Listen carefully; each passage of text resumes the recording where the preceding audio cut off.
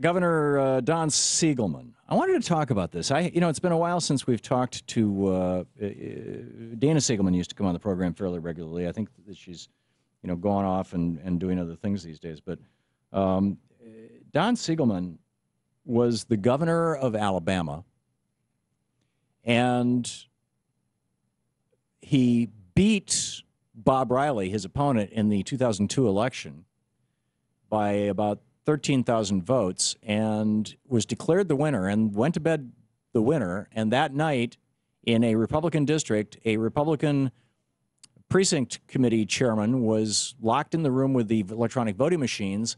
And the next morning, 15,000 votes had flipped from Democrat Siegelman to Republican Riley. None of those 15,000 voters voted for Republicans in other races. They all voted for Democrats in other races, but they all had voted for Bob Riley, the Republican, for governor.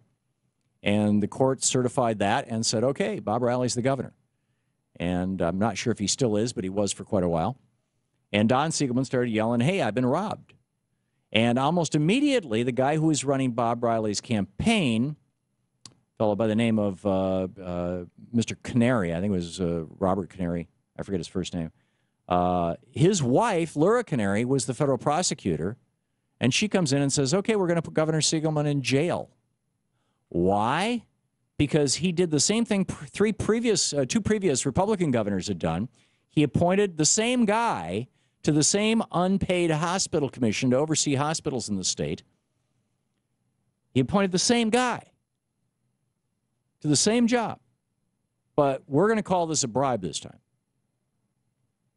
Now, all across the country, I mean, people from like George, 113 former state attorneys general, Republicans and Democrats, representing 44 of the 50 states and the District of Columbia, have come out and said this was wrong. Turns out that Laura Canary's husband, Bill Canary, who ran the Riley campaign, his best friend that he grew up with in Alabama was a fellow by the name of Karl Rove. That Karl Rove nailed Don Siegelman, or Karl Rove's buddy. And Don Siegelman is like still in prison. And it's been a long time, since 2002. It's been 12 years. He's still in prison.